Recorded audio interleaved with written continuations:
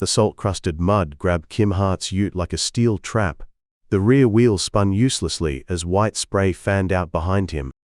He gunned the engine once more, feeling the vehicle settle deeper into what had looked like solid ground just moments before. The cases of beer in the back shifted and clinked as the ute lurched to a stop, tilted at an angle that told him everything he needed to know about his situation. "Bloody hell," he muttered, killing the engine. The sudden silence pressed in around him, broken only by the tick of cooling metal and the distant cry of a crow. Through the windscreen, Lake Disappointment stretched endlessly before him, a shimmering expanse of white salt and bitter water that had claimed another victim. Kim pushed open the driver's door and stepped out. His boots crunched on the deceptive crust. One step off the track and his right foot punched through to the ankle. Salt mud oozed up around his boot like grey porridge. He pulled free with a wet sucking sound and surveyed the damage. The ute sat axle deep in the stuff, listing to starboard like a ship taking on water. 43 years of Outback driving, and this was how it was going to end his career. He pulled out his water bottle and took a careful sip. The warm liquid barely wet his throat. 3/4 full, maybe a day's worth if he was careful. His eyes drifted to the lake's edge, where the salt water lapped at the crystalline shore. The irony wasn't lost on him. Surrounded by water he couldn't drink, carrying beer he wouldn't waste. His mobile phone showed the familiar no service that had become the Outback's unofficial motto. The afternoon sun beat down mercilessly, already beginning to bake the salt mud around the wheels into something approaching concrete. Kim had seen it before, the way this country could go from treacherous to impossible in the space of a few hours. He'd just never been stupid enough to get caught in it himself, until now. Kim Hart had been delivering beer to remote stations and roadhouses for the better part of 4 decades, threading his way through some of the most unforgiving country in Western Australia, with cases of liquid gold stacked 6 high in his ute. The stations depended on him, not just for the beer, though that was important enough in a place where entertainment options were limited. Kim delivered mail, medicine, spare parts, and most importantly, news from the outside world. This was supposed to be his final run before retirement, a farewell tour through the remote pastoral stations scattered across the Gibson Desert. He'd planned the route months in advance, timing it to hit each property when their supplies would be running low and their thirst running high. 3 weeks on the road, 27 stops, and enough beer to float a small boat. After that, he'd hang up his keys and let some young fool take over the job of keeping the Outback watered.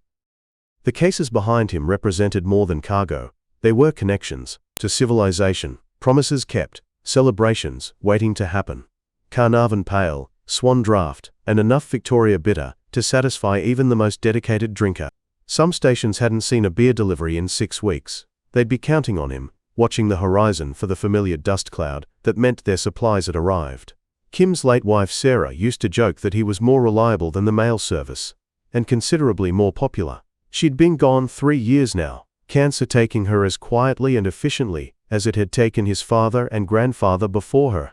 The job had helped him through the worst of the grief, giving him a reason to get up each morning and point the ute toward another horizon. Now, staring at the salt-crusted prison that held his vehicle fast, Kim wondered if he'd been running towards something all these years, or just running away. The distinction seemed important now, though he couldn't quite say why. He'd loaded the ute at dawn, in Port Hedland, working in the cool morning air while the rest of the world slept. The routine was automatic after all these years. Check the tyres, top off the fluids, secure the load, and fill every available container with water.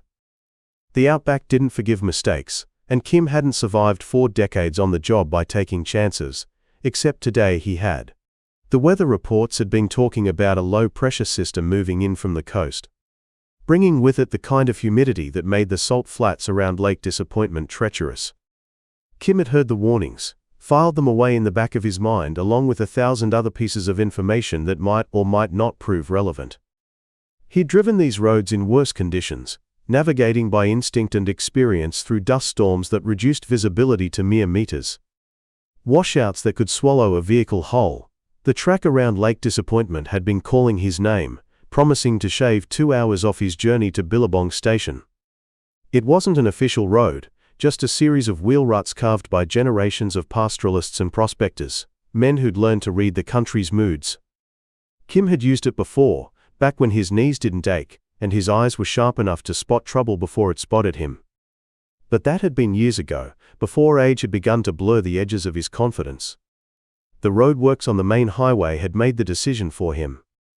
A massive machinery convoy moving mining equipment had closed the road for the day, forcing traffic into a detour that would have added 4 hours to his journey. Kim had sat in his idling ute, watching the convoy inch past like a mechanical centipede, each trailer longer than the last. The delay would throw off his entire schedule, put him behind for the rest of the run. "Bugger this," he'd said aloud. Executing a U-turn that took him back toward the lake turnoff, the track had looked solid enough from the main road, just another dusty ribbon threading through the spinifex and salt bush. He'd engaged the four-wheel drive out of habit, feeling the familiar mechanical clunk as the transfer case locked in. The tires bit into the corrugated surface with reassuring confidence. For the first 10 kilometers, everything had gone according to plan. The lake appeared on his right, a vast expanse of white that hurt to look at directly. Kim had driven this route maybe half a dozen times over the years. Always in dry conditions, when the salt formed a solid crust thick enough to support a vehicle. The Aboriginal elders had stories about this place, about why it carried such an ominous name, and why the water tasted like tears. Kim wished now he'd paid more attention to those stories. The trouble started where the track curved closer to the water's edge, following what had once been a creek bed before the engineers redirected the flow decades earlier. The morning's humidity had done its work here, softening the salt crust until it took on the consistency of wet cement. Kim had noticed the change in the way the ute handled, the slight wallowing sensation that meant the surface wasn't as solid as it appeared. He should have stopped then. Should have turned around and accepted the delay on the main highway, but 43 years of successful runs had bred a confidence that bordered on arrogance. A belief that experience could overcome any obstacle the country threw at him. Kim Hart didn't turn around for soft ground or weather warnings, or the pessimistic mutterings of desk-bound meteorologists. Men who'd never driven a loaded ute through country that could kill you 6 different ways before breakfast. So he'd pressed on, maintaining speed to avoid getting bogged. Right up until the moment the track simply wasn't there anymore. The ute had broken through the crust like a fist through tissue paper. The front wheels finding nothing but soup, where solid ground should have been. Kim had felt the sickening sensation of forward momentum dying, replaced by the inexorable pull of gravity and physics. The rear wheels, weighted down with 40 cases of beer, had followed their mechanical destiny and punched through to the axles. Now Kim stood beside his trapped vehicle, the magnitude of his mistake settling over him like the heat haze that shimmered above the lake's surface. No mobile coverage meant no chance of calling for help. The main track saw maybe one vehicle a week, if he was lucky. The next beer run wasn't scheduled for 3 weeks, and even then, the replacement driver would likely take the main highway rather than risk the lake route. Kim walked a slow circle around the ute, his boots finding solid ground only by staying on the raised track itself. Step off the path, and the ground became a trap waiting to spring. The cases in the back had shifted but remained secure. $2,000 worth of beer that might as well have been gold bullion for all the good it would do him now. He tried the mobile phone again, holding it overhead like a technological prayer. Nothing. The nearest tower was probably 50 kilometers away, blocked by the low hills that surrounded the lake basin. Even the satellite phone he'd considered buying seemed like a good investment now, though it was 3 hours too late for such reflections. The afternoon was wearing on, the sun tracking toward the western horizon with the relentless certainty of celestial mechanics. Soon the temperature would begin to drop, but not before the salt mud around his wheels hardened into something approaching concrete. Kim had seen vehicles abandoned in similar circumstances, their owners walking away rather than face the impossible task of extraction. But walking away wasn't an option for Kim Hart. Not on his final run, not with 27 stations counting on him to keep his word. The country had tested him before and found him worthy. Now it was testing him again, and this time the stakes seemed higher than just professional pride. He unscrewed his water bottle and allowed himself another careful sip, tasting the metallic tang of treated town water. 43 years of Outback driving had taught him to ration everything: water, food, hope, and especially panic. There would be time for all of those emotions later, if he lived long enough to indulge them. For now, there was only the problem in front of him. 4 tons of vehicle and cargo trapped in salt mud that was hardening by the minute, help at least 2 days away, and water enough for maybe 1. Kim capped the bottle and walked back to survey his prison. Somewhere in the back of his mind, Sarah's voice whispered that maybe it was time to ask for help. But the nearest help was drinking salt water from Lake Disappointment. And even Kim Hart wasn't desperate enough for that. Not yet. Kim retrieved the folding shovel from behind the driver's seat. Its military surplus handle worn smooth by decades of use. The tool had dug him out of creek beds, sand drifts, and bog holes from Broome to Kalgoorlie. But as he knelt beside the rear wheel and scraped at the hardening salt crust, he knew this was different. The mud wasn't mud at all. It was crystallizing into something that belonged more in a geology textbook than under his tires. Each shovelful came away in chunks that left white residue on the blade. The salt had already begun its chemical transformation, drawing moisture from the air and bonding into a matrix that gripped the wheel rims like a determined handshake. Kim worked methodically, clearing what he could from around the tires, but for every scoop he removed, the remaining crust seemed to tighten its hold. Sweat dripped from his forehead onto the salt surface, where it was instantly absorbed. The morning heat was building now, turning the lake basin into a natural oven. Kim's work shirt stuck to his back, dark with perspiration that represented precious water he couldn't afford to lose. He forced himself to rest frequently, taking tiny sips from his water bottle and trying to stay in whatever shade the ute's bulk could provide. The winch cable stretched taut between the ute and a sturdy mallee root 20 meters ahead, its steel strands singing with tension. Kim had used this same setup to extract himself from seemingly impossible situations, trusting in the mechanical advantage of gears and leverage to overcome what muscle alone could not. He engaged the winch and watched the cable draw straight as a bowstring. The ute groaned, its chassis flexing as the winch fought against the lake's grip. For a moment Kim felt hope rise in his chest. The front wheels seemed to shift, the vehicle rocking forward, perhaps an inch. Then the cable reached its limit, and the winch motor strained, its electric whine climbing to a protest that spoke of bearings near their breaking point. Kim tried again, this time gunning the engine while the winch pulled. The rear wheels spun uselessly, their treads polished clean by salt that had turned abrasive as grinding compound. Black smoke poured from the tires as rubber burned against crystallized mineral, filling the air with acrid chemistry. The more the wheels spun, the deeper they settled, finding new pockets of liquid mud beneath the hardening surface. His engine temperature gauge crept toward the red zone, the radiator working overtime to dissipate heat in the still air. Kim shut down the attempt before he cooked the motor entirely, adding mechanical failure to his growing list of problems. By the time he admitted defeat, the afternoon sun had transformed his prison. What had been merely firm ground 2 hours ago was now approaching the consistency of poorly mixed concrete. Kim ran his fingers along the wheel well, feeling how the salt had bonded to the metal itself, creating a seamless join between vehicle and earth. The lake had claimed him with the patience of geological time compressed into an afternoon. He walked the perimeter of solid ground again, testing each step before committing his weight. The raised track remained trustworthy, but it led only in two directions: back toward the roadworks he'd avoided, or forward toward stations that expected him tomorrow. Neither path offered salvation to a man on foot, carrying whatever he could manage from the back of a trapped ute.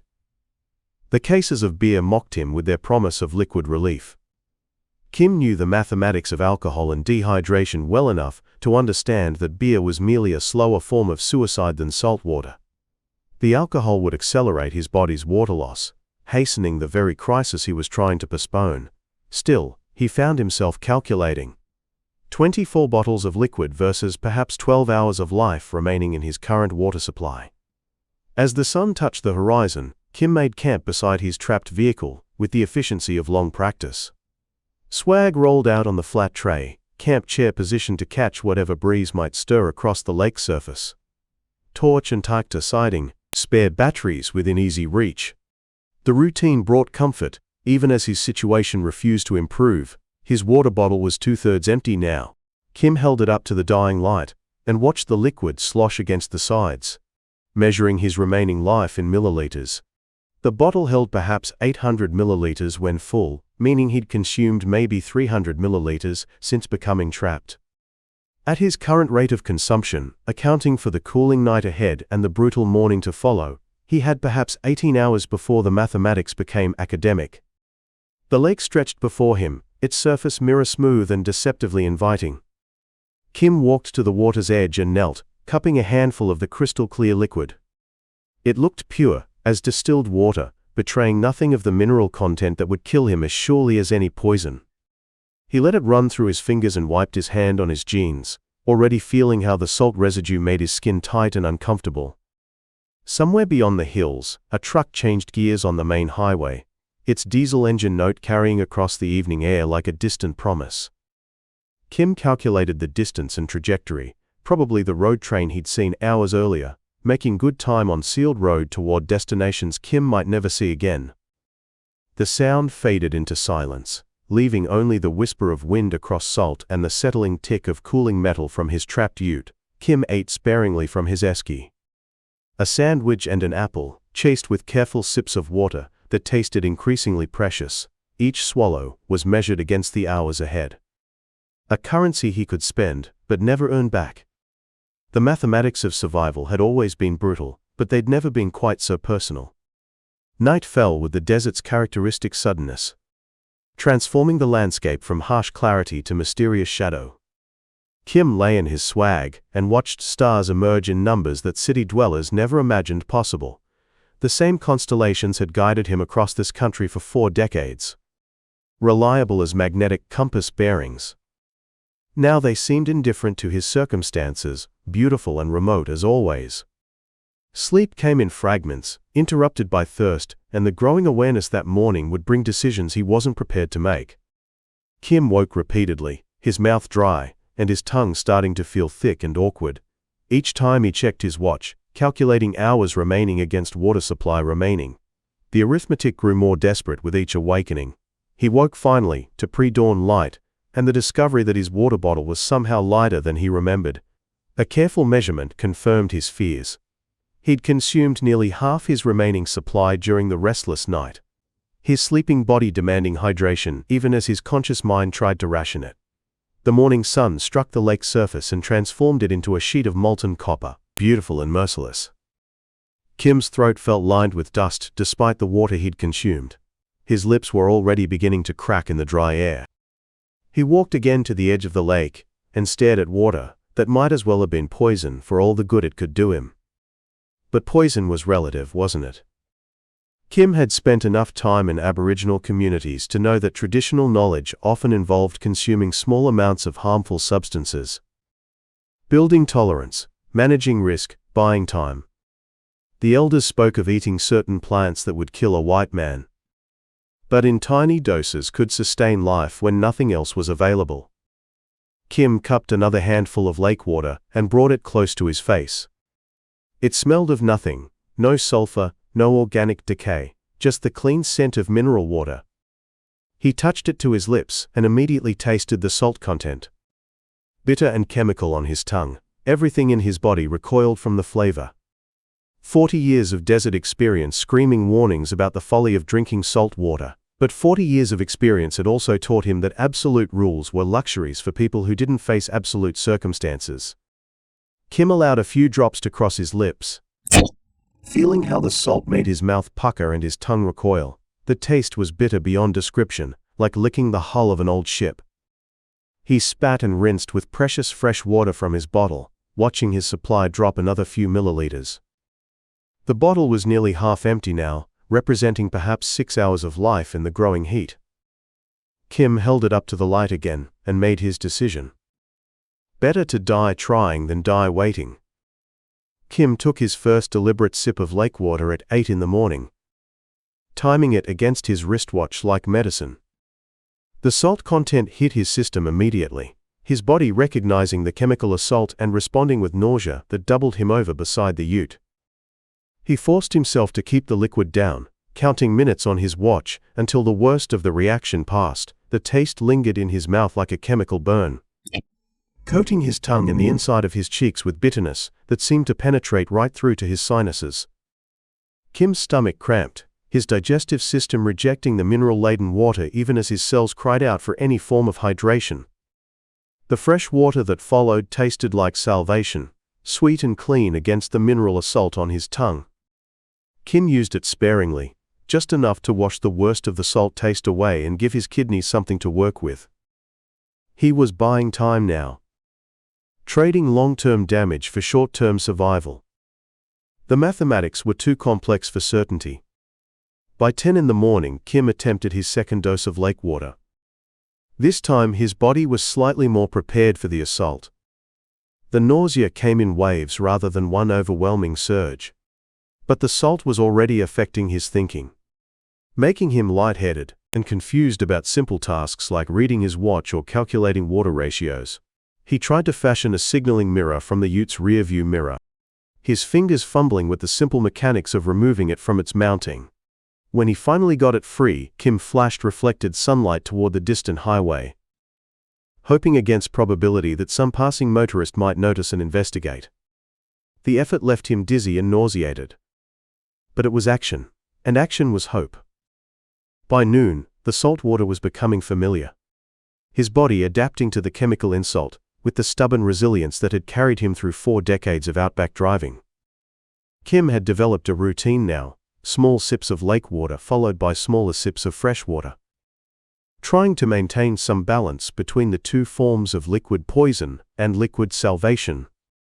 His urine had turned dark amber, then brown, his kidneys working overtime to process the mineral load while trying to retain whatever actual hydration they could extract from the contaminated mixture. Kim understood enough about dehydration to know he was crossing lines that might not be reversible. But reversibility was a luxury he couldn't afford to consider. The hallucinations started on his second afternoon. Kim was checking the wheel wells again, hoping against evidence that the salt might have loosened overnight, when he heard Sarah's voice calling from the passenger seat. She was wearing the blue dress she'd loved, the one she'd been buried in. And she was laughing at something Kim couldn't see. Drinking salt water, Kim? Really, after all those lectures about proper preparation? Kim squeezed his eyes shut and counted to 10, but when he opened them, Sarah was still there, shaking her head with the fond exasperation he remembered from 30 years of marriage. Her presence was so vivid, he could smell her perfume over the mineral scent of the lake. "You always were too stubborn to ask for help," she continued, settling back in the seat as if they were heading into town for groceries. "Remember when you spent 3 days trying to fix that windmill pump instead of calling Jim Patterson?" Kim did remember. He also remembered that Jim Patterson had been dead for 5 years, and Sarah had been gone for 2. The salt poisoning was affecting his brain now, scrambling memory and reality into a cocktail that was almost pleasant compared to the harsh facts of his situation. "I'm not ready to come with you yet," Kim said aloud, his voice cracking with thirst despite the lake water he'd been forcing down. "Got deliveries to make." Sarah smiled, and for a moment she looked exactly as she had at 25. Before the cancer and the chemotherapy and the long nights in hospital rooms. "Nobody's asking you to come anywhere, love. But maybe it's time to admit you can't do everything alone." Kim walked away from the ute, following the track toward higher ground where his mobile phone might catch a signal. Each step was an effort now, his legs unsteady and his vision swimming from the combination of dehydration and mineral poisoning. The phone showed no bars, just as it had every hour for the past 2 days. But Kim held it overhead anyway, willing it to connect with something, anything, that might carry word of his situation beyond the lake basin. When he turned back toward the ute, Sarah was gone. But Kim could still hear her voice on the wind. She was singing something he couldn't quite identify. A lullaby maybe, or a hymn from the church services they'd attended in the early years of their marriage. The melody was beautiful and sad. Kim found himself humming along as he walked back to his prison. That night brought visitors both welcome and disturbing. Kim's father appeared first, looking exactly as he had during Kim's childhood, weathered hands, permanent squint lines, the careful way he moved that spoke of old injuries from decades of station work. He sat on the tailgate of the ute and nodded approvingly at Kim's improvised camp. "You're handling this right, son, staying calm, thinking it through.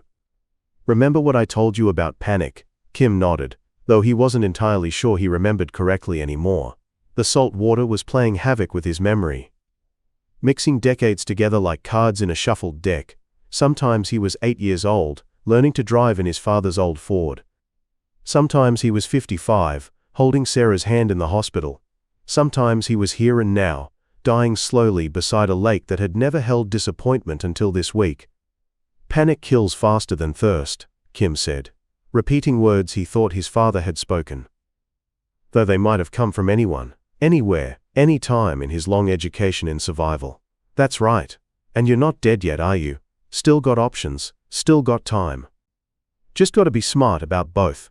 Kim wanted to ask what options his father could see that he'd missed, but when he turned toward the tailgate, the old man was gone. In his place sat a younger version of Kim himself, maybe 30 years old, wearing the uniform of his first delivery company. The younger Kim was shaking his head in disgust. This is what we come to? Drinking poison water and talking to ghosts? Remember when we said we'd never end up like old Pete Morrison, wandering around the pub telling the same survival stories over and over? Kim did remember Pete Morrison. He remembered being 30 and certain that he'd never become one of those broken-down old bushmen. Men who lived on past glories and present-day pension checks. But Pete Morrison had made it to retirement. Had lived to tell his stories in air-conditioned pubs. Pete Morrison had never been trapped beside Lake Disappointment, slowly poisoning himself with mineral water while his business collapsed and his customers learned to live without him. We're not dead yet, Kim told his younger self using his father's words. Still got options. Yeah? What options? Drink more salt water? Talk to more dead people? Face it, old man. We finally found the situation we can't think our way out of. Kim closed his eyes, and when he opened them, both versions of himself were gone. The desert night surrounded him with its familiar sounds. Wind across stone, the distant call of an owl, the settling of metal as the ute cooled. Real sounds, honest sounds. Anchored in the present moment, rather than the shifting landscape of his poisoned memories. But even the present moment seemed negotiable now. Kim could feel his grip on reality loosening, could sense the edges of his consciousness becoming fluid. The salt water was doing more than just dehydrating him. It was rewiring his brain chemistry, opening doors in his memory that had been locked for years, closing others that he needed to navigate the next few hours. Kim forced himself to drink more fresh water, using the last of his precious supply to try to flush some of the salt from his system. The bottle was empty now, completely dry. The lake stretched before him like an invitation to madness. He had perhaps 12 hours before the mathematics became irreversible. 12 hours to find a solution that had eluded him for 2 days. Somewhere in the darkness beyond his vision, Sarah began singing again. Her voice carrying across the salt flats like a promise he wasn't sure he wanted to keep. The figure emerged from the darkness like a memory becoming flesh, moving with the unhurried confidence of someone who belonged to this country, in ways Kim never would. At first, Kim thought it was another hallucination. The salt poisoning had been playing tricks with his vision for hours, populating the empty landscape with ghosts and mirages. But this figure cast a shadow in the moonlight and moved with the solid weight of actual presence. An Aboriginal man, perhaps 70 years old, wearing faded work clothes and carrying a canvas water bag that looked older than Kim's ute. He approached without surprise, as if finding beer delivery drivers trapped beside salt lakes was a routine part of his evening constitutional. "Midday," the elder said, settling onto his haunches beside Kim's pitiful camp. "Bit of trouble?" Kim tried to speak and found his voice coming out as a croak. The salt had affected his vocal cords, making them raw and scratchy. The elder wordlessly handed him the water bag. Kim drank carefully, letting the sweet fresh water rinse the bitter salt taste from his mouth. The liquid was cool and clean, tasting of nothing but pure hydration. "Name's Albert," the elder said. "Albert Ningara, been walking through here on business." He gestured vaguely at the endless salt flats. "Traditional business, country business." Kim Hart, the words came easier now. "Beer delivery business, though not much business happening at the moment." Albert's eyes crinkled with what might have been amusement.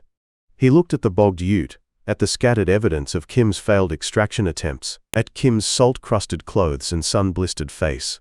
"Lake Disappointment," he said. "White fella name that. We got different names for this place, old names." Kim had heard variations of this conversation in roadhouses and pubs across the territory. the collision between indigenous knowledge and European mapping. The way the same landscape could carry completely different meanings. But he'd never been trapped and dying when the conversation happened. Never been desperate enough to listen properly. Our people been coming through here for thousands of years, Albert continued. Long before the first whitefellas got lost looking for inland seas and golden cities. We know this country's moods. I thought I knew it too, Kim said. Been driving out here for 30 years. Driving over it, Albert corrected gently. Different thing entirely. Driving over country, you see the surface. Walking through country, living with country, you learn to read the deeper stories. Albert stood and walked to the lake's edge. Kneeling to examine the salt crust where Kim's ute had broken through, his fingers traced patterns in the crystallized surface. Reading information that was invisible to Kim's eyes. You been drinking this water, he said. It wasn't a question. Had to. Ran out of fresh water yesterday. Salt water from this lake, it's not just salt. Got minerals in it that'll turn your brain inside out, make you see things that aren't there, forget things that are. My grandfather used to say this lake was where the ancestor spirits came to dream their hardest dreams. Kim thought about the conversations he'd been having with Sarah. With his younger self, with his father's ghost. I've been seeing things. Course you have. Question is, what you been seeing? Truth or lies? It was a harder question than it sounded. The hallucinations had felt more real than reality in some ways. Had forced Kim to confront aspects of himself he'd spent decades avoiding. But they'd also left him weaker, more confused. Less capable of solving the immediate problem of survival.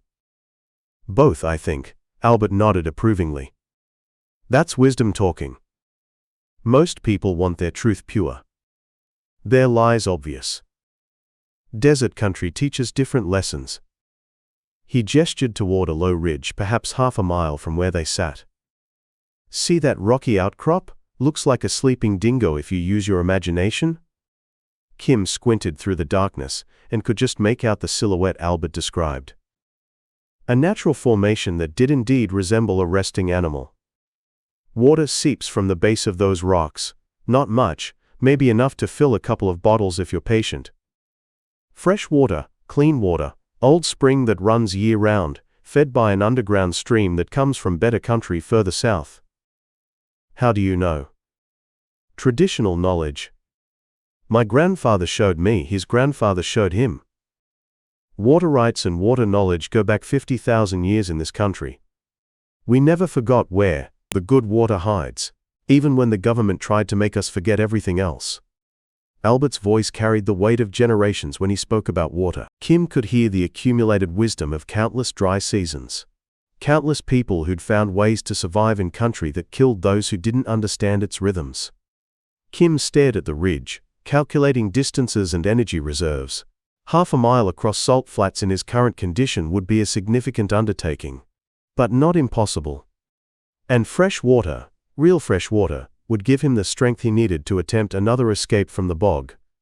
Why are you helping me? Kim asked. Albert was quiet for a long moment, looking out across the salt flats toward some horizon only he could see. When he spoke, his words came slowly. Carefully chosen. Couple reasons. First one's simple. Man's dying of thirst. You show him water. That's not charity, that's just being human. And the second reason, more complicated. This country, it's been teaching whitefella some hard lessons for the past 200 years. Most of the time, whitefella don't listen, don't learn. Keep making the same mistakes, keep fighting country instead of working with it. Albert's eyes found Kim's in the darkness. But sometimes, maybe 1 in 1,000 times, a whitefella gets lost enough, scared enough, to actually hear what country's trying to teach. And when that happens, when someone finally learns to listen, that's worth preserving. Albert stood and shouldered his water bag. The gesture was final, conclusive. Springs maybe 50 meters east of the rocks. Look for the dark patch where the salt crust stays soft. Dig down maybe 2 feet, water'll start seeping in. Take your time, let it filter clear before you drink. You're leaving? Got business to finish. Traditional obligations don't wait for beer delivery emergencies. Albert paused, studying Kim with eyes that seemed to hold decades of accumulated wisdom. but I'll give you one more piece of knowledge, free of charge. That bog you're stuck in? Salt mud hardens like concrete during the day, but it stays soft at night when the temperature drops. And sometimes soft mud needs hard objects underneath to give traction. Sometimes the solution's right there in front of you, in them beer cases you've been cursing. With that cryptic advice, Albert melted back into the darkness as quietly as he'd appeared, leaving Kim alone with the lake and the promise of fresh water. And a new understanding of what it might mean to work with country instead of against it. The walk to the spring took Kim nearly an hour. His salt-poisoned body moving with the careful deliberation of someone whose margin for error had shrunk to almost nothing. Each step had to be tested, each movement planned. The salt flats were treacherous in the moonlight. What looked like solid ground could be deceptive crust over liquid mud. But Albert's directions proved accurate. Kim found the rocky outcrop, found the soft patch in the salt crust where Albert had promised. He began digging with the small emergency shovel from his ute's toolkit. The work was slow and methodical. Each shovelful had to be carefully placed to avoid contaminating the developing waterhole. 2 feet down, as promised, water began seeping into the hole he'd created. At first it was muddy and unclear. But as Kim waited and let it settle, the water gradually filtered clean through the sand and gravel at the bottom of his improvised well. The first sip was revelation. Sweet, clean water, with none of the mineral bitterness that had been poisoning him for the past day and a half. Kim drank slowly, forcing himself to pace the intake, even though every cell in his body screamed for more. Too much, too fast would only make him sick. Would waste this precious opportunity to flush the salt from his system and regain some clarity. As he drank, Kim filled his empty water bottles. The spring was generous enough to refill both his primary bottle and the backup he carried in his emergency kit. With each swallow of fresh water, he could feel his thinking becoming clearer, the fog of salt poisoning lifting like morning mist. For the first time in 2 days, Kim began to think systematically about the problem of escape. The salt water had been clouding his judgment, making him approach the extraction with increasing desperation rather than methodical engineering. Now, with fresh water clearing the poison from his brain, he could see possibilities that had been invisible before. Albert's comment about beer cases providing traction began to make sense. Kim had been thinking of the cases as deadweight, additional burden that made his situation worse. But beer cases were essentially wooden crates filled with glass bottles. They could provide both rigid structure and weight distribution if positioned correctly under the wheels. By dawn, Kim had consumed nearly 2 liters of fresh water. He felt more human than he had since the first day of his ordeal. The hallucinations had receded completely, leaving behind a clarity of purpose that felt almost foreign. After hours of salt-induced confusion, he approached the bogged ute with new eyes, seeing it not as an impossible situation, but as an engineering problem with available solutions. The salt mud had indeed softened overnight, just as Albert predicted. And Kim had 36 cases of beer sitting unused, while he'd been focused on traditional recovery methods that weren't working. The process was methodical and exhausting. Kim had to jack up each wheel individually, creating enough clearance to slide beer cases underneath as makeshift traction aids. The work required careful calculation. Each case had to be positioned precisely to distribute the ute's weight across the soft mud. The wooden crates were sturdy enough to support the load, but Kim had to reinforce them with additional bottles, creating a stable platform that wouldn't collapse under pressure. The physics were tricky, too much weight in the wrong place, and the whole system would fail. It took 3 hours of careful positioning and repositioning. But gradually, Kim created a stable platform under all 4 wheels. The beer cases formed a crude but effective foundation, spreading the ute's weight across enough surface area to prevent it from sinking back into the bog. Then came the delicate process of starting the engine and easing the heavily loaded ute forward. Feeling for the moment when the tyres found purchase on their improvised wooden foundations, Kim's hands trembled slightly as he turned the key. This was his best chance, possibly his only chance.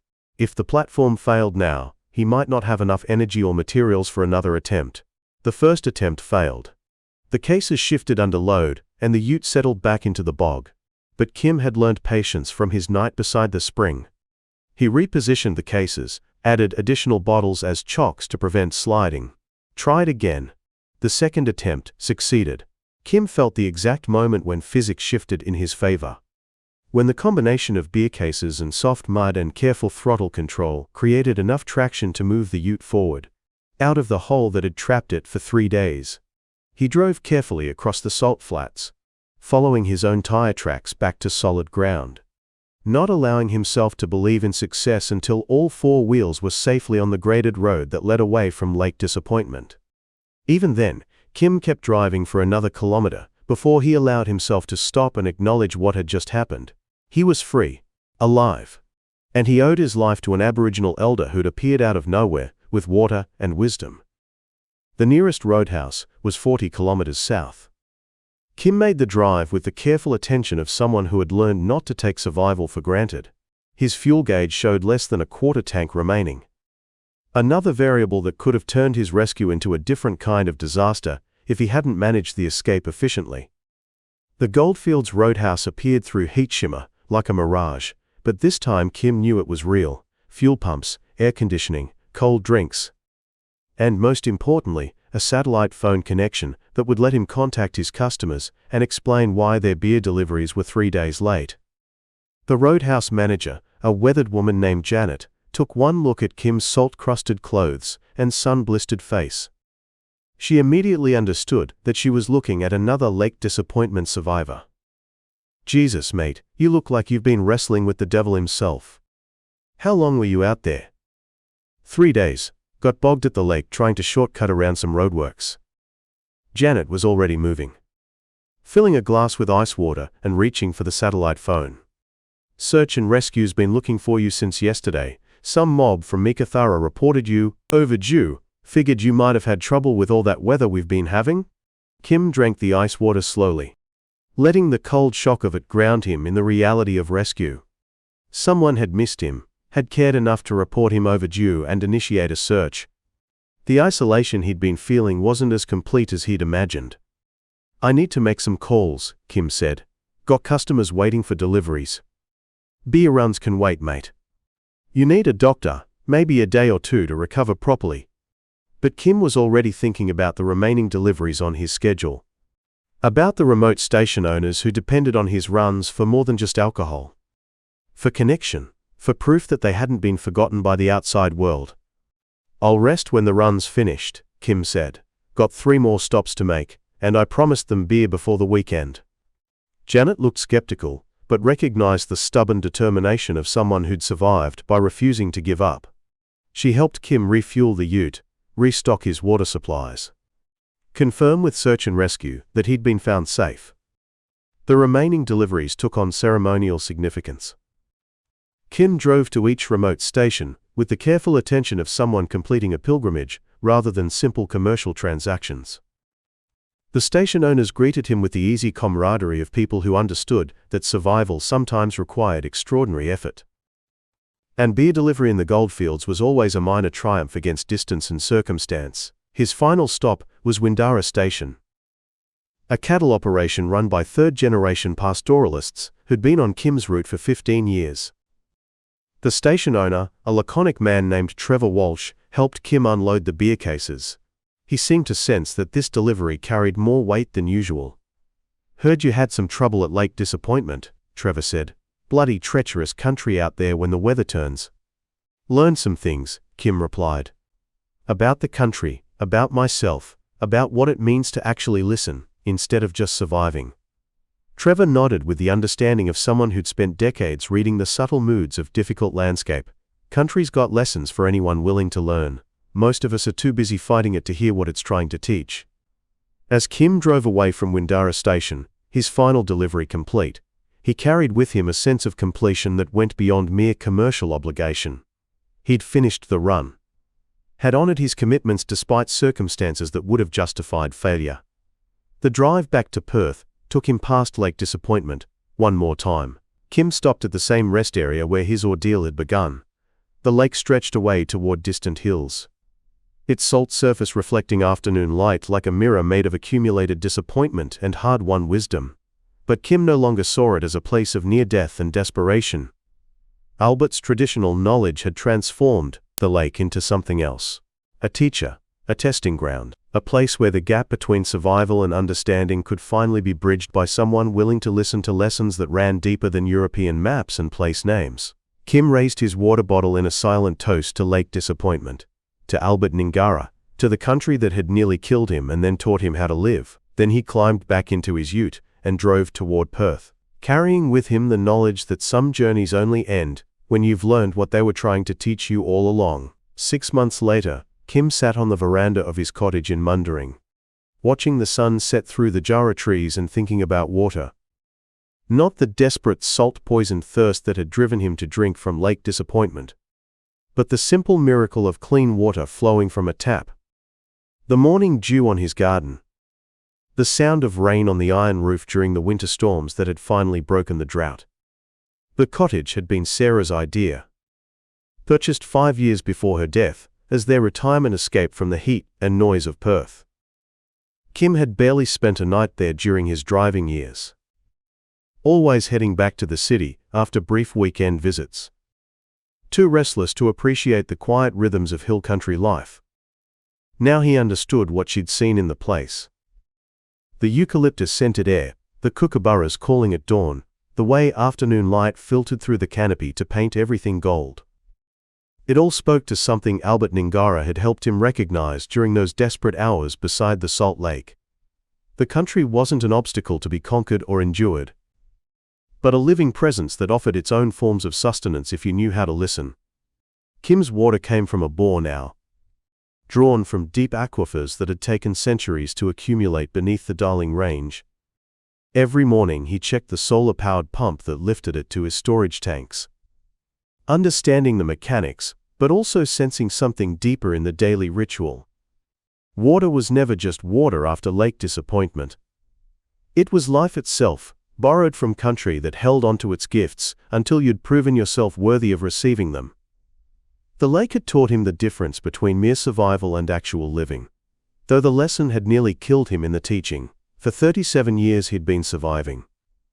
Driving endless kilometers through landscapes he never really saw, delivering beer to stations where he rarely lingered long enough for actual conversation. Going through the motions of life without ever stopping to consider what life might be offering in return. Sarah had tried to show him during their marriage, suggesting camping trips and weekend drives that might let them explore the country at walking pace rather than highway speed. But Kim had always been in too much of a hurry. Too focused on the next delivery, the next paycheck, the next mile of bitumen disappearing beneath his wheels. The salt water had forced him to stop, not just the physical stopping of the bogged ute, but the deeper stillness that comes when all your usual strategies for avoiding difficult truths suddenly fail. Lying in that sleeping bag beside Lake Disappointment, hallucinating conversations with his dead wife, while salt poisoning ravaged his system, Kim had finally understood what Sarah had been trying to tell him for decades. She hadn't wanted him to stop working or abandon his responsibilities, but to be present for his own life, instead of just moving through it at 70 kilometers an hour. Albert Ningara's intervention had saved Kim's life. But the Matu elder had given him something more valuable than rescue. He'd shown Kim how to read country, the way traditional people had been reading it for 50,000 years. Not as empty space between destinations, but as a complex web of relationships between water and land, plants and animals. Visible resources and hidden connections that sustained everything. The freshwater seepage Albert had directed him to wasn't marked on any map, wasn't visible to eyes trained only to see highways and fences and the obvious landmarks of European settlement. It existed in the deeper geography of survival knowledge, passed down through generations of people who understood that the country's most precious gifts were usually the ones it kept hidden. Kim had started studying traditional land management practices, reading academic papers and government reports about Aboriginal fire management, seasonal calendars, sustainable harvesting techniques. But the real education came from simply paying attention to the small patch of Jarrah forest surrounding his cottage. He'd learned to recognize the subtle signs that indicated underground water, the deeper green of certain trees, the presence of specific bird species. The way morning mist lingered in particular gullies, none of it would have saved him at Lake Disappointment without Albert's guidance. But it connected him to ways of seeing that went beyond the surface geography of roads and place names. The garden Sarah had started, became Kim's laboratory for practicing different forms of attention. He'd extended her vegetable beds, planted native trees that would attract birds and provide habitat for small animals, installed rainwater tanks and greywater systems that let him use every drop of precious moisture multiple times. The work was meditative in ways that driving had never been, requiring patience and observation rather than the urgent forward motion that had defined his working life. Plants had their own rhythms, their own requirements, their own ways of communicating stress or contentment, if you knew how to read the signals. Kim's neighbors in Mundering initially seemed puzzled by his transformation. From rarely seen weekender to full-time resident who spent hours puttering in his garden, walking the bush tracks that wound through the surrounding hills. But gradually they'd begun to appreciate his willingness to share what he was learning about water conservation and native plant propagation. The retired teacher who lived next door started bringing him cuttings from her heirloom tomatoes. The elderly couple across the road asked his advice about installing solar panels and managing their grey water runoff. Kim found himself becoming part of a community in ways he'd never managed during his driving years, when he'd known hundreds of station owners by name, but had never really belonged anywhere except behind the wheel of his truck. The beer industry had changed dramatically in the 6 months since Kim's retirement. Craft breweries opening across the goldfields, new distribution networks replacing the traditional delivery runs he'd worked for decades. Young drivers with GPS systems and satellite phones handled most of the remote station deliveries now, following mapped routes and scheduled stops that eliminated much of the improvisation and local knowledge that had defined Kim's generation of drivers.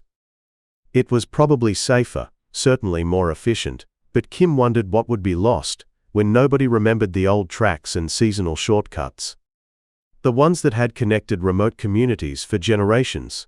Trevor Walsh from Windorah Station had called the week before, checking in on Kim's recovery and sharing news from the goldfields. The roadworks near Lake Disappointment had finally been completed. New culverts and improved drainage that should prevent the washouts that had forced Kim to take his fateful shortcut. The Aboriginal Ranger program was expanding too. Young Martu people being trained to manage country using traditional knowledge combined with modern conservation techniques. Kim had asked about Albert Ngurra, but Trevor hadn't heard anything recent. The old man moved through country on his own schedule, appearing when he was needed, and disappearing back into the immensity of the Great Western Woodlands when his business was finished. Kim kept a photograph on his kitchen table that Trevor had taken during his final beer delivery run. Kim and Albert Ngurra standing beside the rescued ute, both men squinting into afternoon sunlight that made the surrounding salt lake glitter like crushed diamonds. Albert looked exactly as he had during their first meeting, ageless and completely at home in landscape that had nearly killed Kim. In the photo, Kim looked hollowed out but determined, like a man who'd learned something important at considerable cost and was still figuring out how to carry the knowledge. The local Aboriginal Cultural Centre had invited Kim to share his story at their monthly community meetings. He'd been surprised to discover his talent for public speaking. Not the casual yarn spinning that came naturally to most long-haul drivers, but something more structured and purposeful. He talked about the difference between surviving and living, about the importance of traditional knowledge in modern landscape management, about what happened when European assumptions about country met the reality of drought and isolation. The audiences were usually small, retirees, environmental activists, university students, researching traditional ecological knowledge. But Kim found satisfaction in the work that reminded him of his best conversations with Albert beside Lake Disappointment. The speaking engagements had led to an unexpected consulting opportunity, a mining company trying to improve its relationships with traditional landowners in the Pilbara region. Kim's decades of experience navigating the social geography of remote Western Australia, combined with his newfound appreciation for Aboriginal land management practices, made him a useful translator between different ways of understanding country. The work involved more listening than talking, helping mining executives understand why certain areas might be culturally sensitive, assisting traditional owners in communicating their concerns to people who thought primarily in terms of ore deposits and extraction timelines.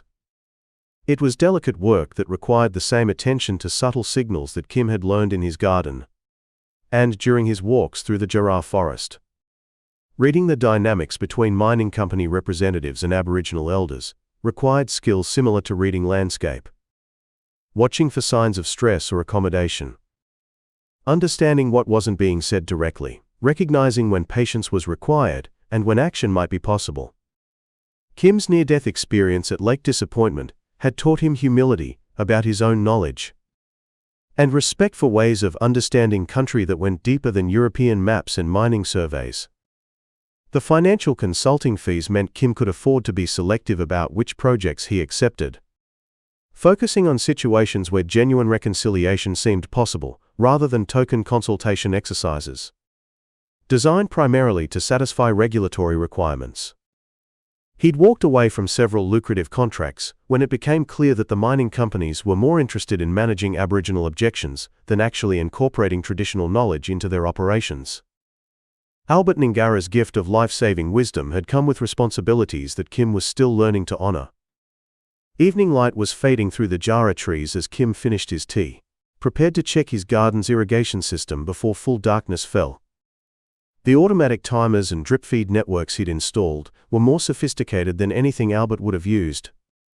But the underlying principles were the same, paying careful attention to what the land needed, providing just enough assistance without overwhelming natural processes, understanding that sustainability required working with country rather than trying to dominate it. Kim's tomatoes were thriving in their raised beds. His native seedlings were establishing strong root systems before the summer heat arrived. His rainwater tanks were still nearly full from the winter rains. It was a small-scale operation compared to the vast landscapes he'd traversed during his driving years. But Kim had learned that paying close attention to one place could teach you more about country than crossing thousands of kilometers without ever really stopping to listen. As he walked back toward his cottage, Kim caught sight of his reflection in the kitchen window. He realized how much he'd changed in the months since Lake Disappointment. The deep lines around his eyes remained, carved by decades of Outback sun and diesel fumes.